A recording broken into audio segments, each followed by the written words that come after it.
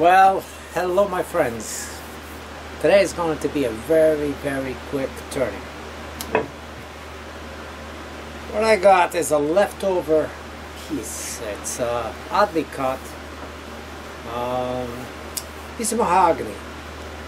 So really the only thing I can do out of this beautiful piece of wood is a small platter.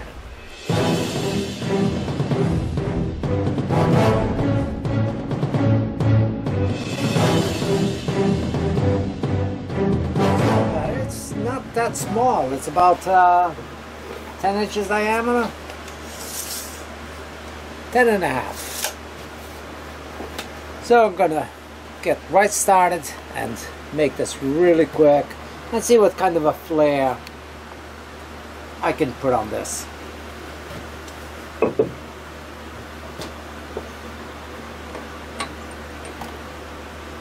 Spur drive as usual. Well, I think that's good enough.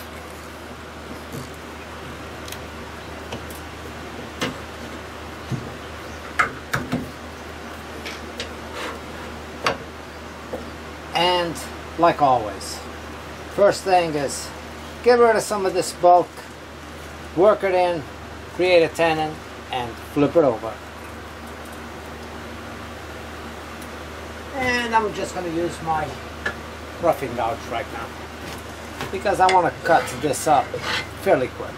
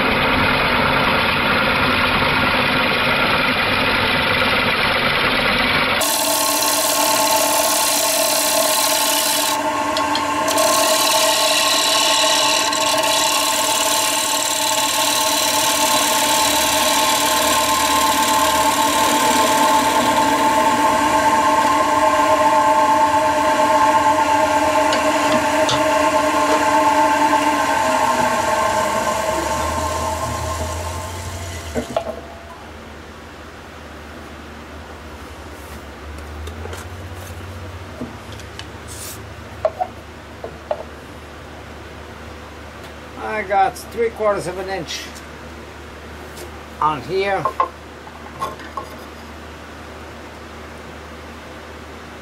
And the bowl is about 1.25 inches deep. So I got maybe almost a 1/2 inch there. But I'm going to do is an indent on the bottom. So before I go too crazy with that, I gotta calculate that that's going to happen. Now the cuts don't look bad. The cross grain is a little rough both here and here.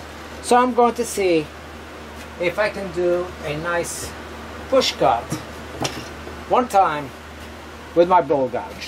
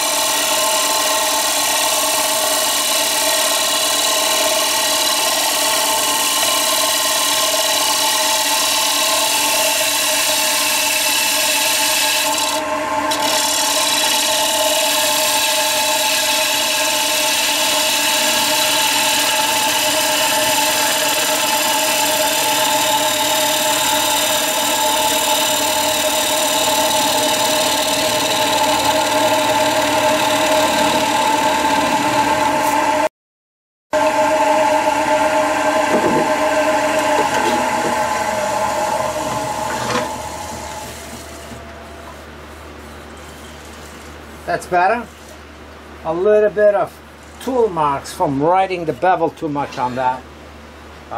So I'm going to clean that up because I don't want to be sanding forever over here. So I'll run this back and forth a little bit over there on a shear scraper.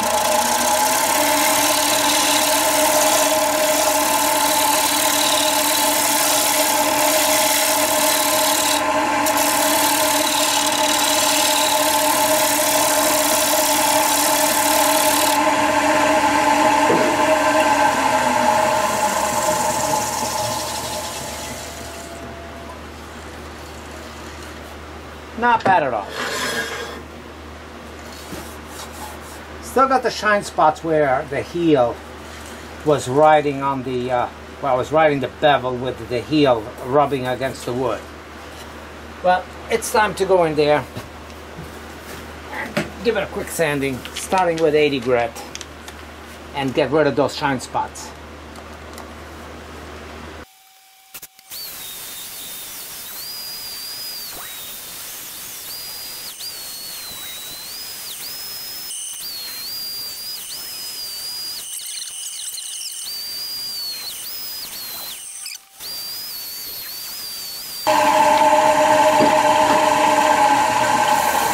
So right now, this is definitely well sanded, but I still see this shadow here.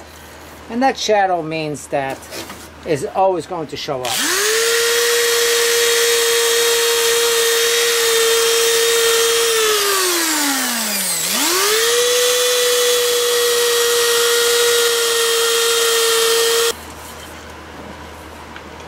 Time to go in here and do, actually I'm gonna pass steel wool on it first, and then I'll go into the Yorkshire grit.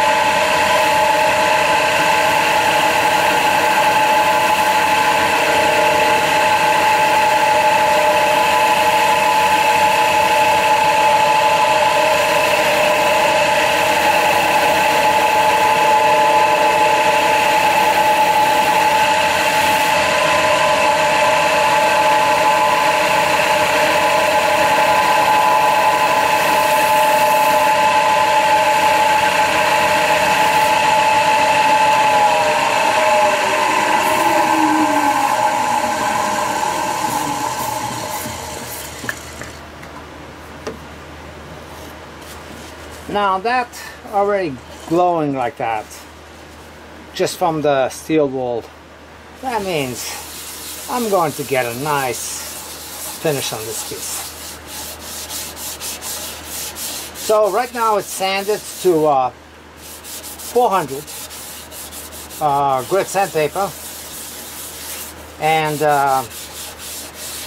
fine steel wool. Don't use coarse, or else you're going to get lines on it again. So go to your local store. I believe that even your supermarket might carry a non-soaped fine steel wool. Make sure you get the fine. And you rub that. Put a little bit of pressure into it. Don't let it very lightly, but be careful not to let it get too hot on your fingers. Steel wool, believe it or not, is actually easy to ignite. So be careful. Time to rub it. Starting slow with the Yorkshire grit. Start about 600 RPM while you're just rubbing it into the wood.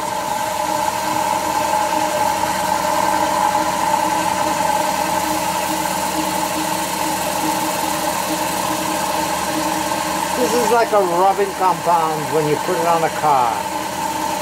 What it does is it takes the top layer, actually a finish from your car, and then you would restore it with a wax. So in this case, what it's doing is taking the very fine, maybe sandpaper lines, very fine, not. Everything is dependent on how well you sanded it to start off with. But it takes those and cuts them down. I've gotten some of the best effect out of the pieces going to 320 plus the Yorkshire grit and the sanding and then friction polish. Speeding it up to 1200 RPMs.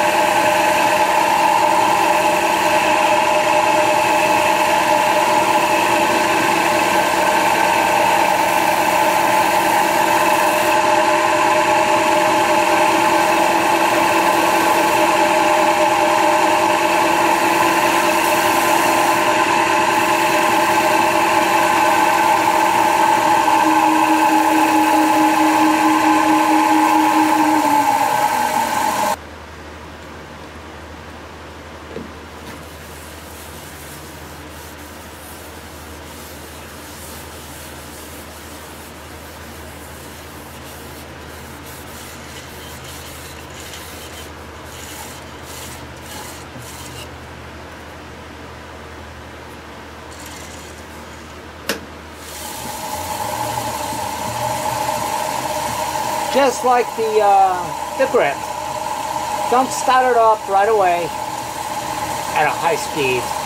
Go about the same speed you started off with the Yorkshire grit, 600 RPMs, 500 RPMs, you're fine.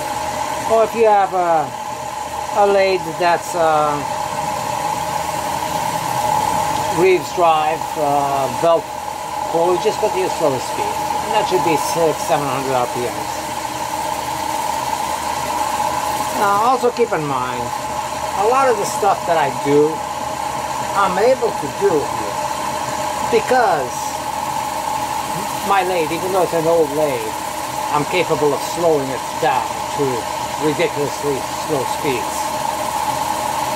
If my lathe could not do 300 RPMs or, you know, even slower than that at times, I would not be turning half of the stuff that I do.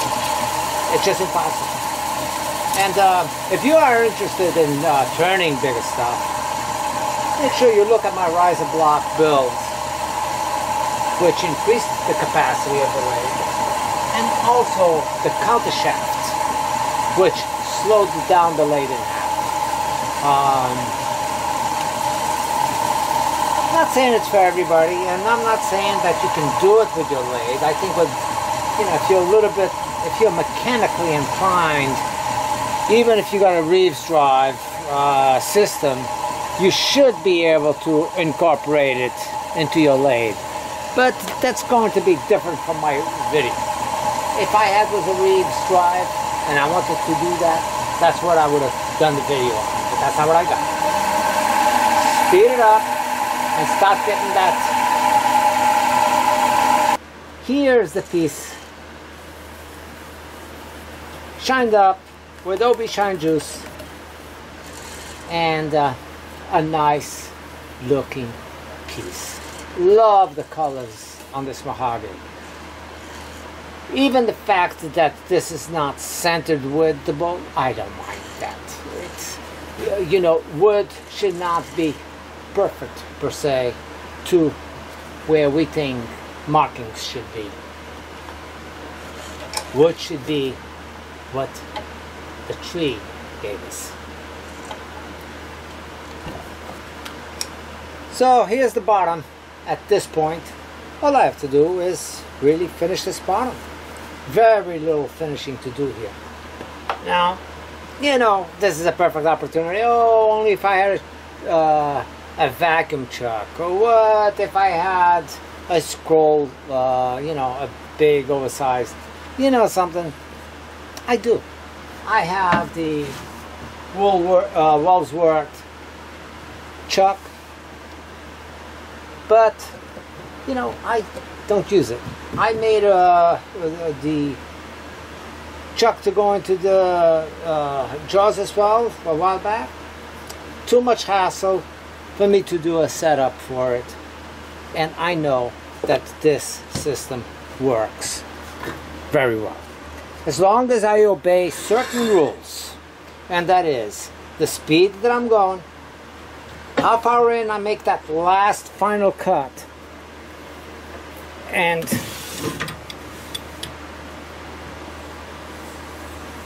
if I follow these simple rules that I know are against me, then I know that I can turn this safely just the way that I got it here. I'm going to shear scrape this a little bit, take off the foot and leave just the very base, and that will be taken down with the drill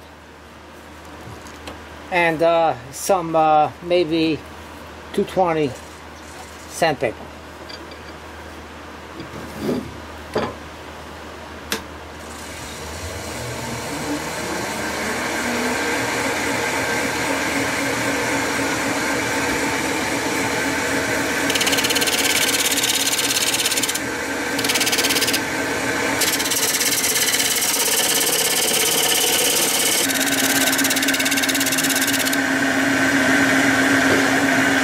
As much as I dare go.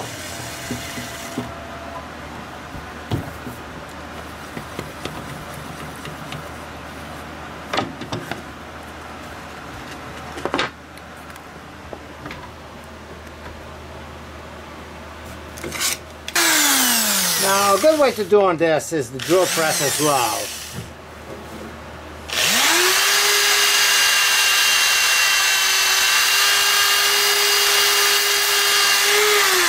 Drill press, you can hold it in hand and get control, or you can put this on your chuck and do it on the lathe as well.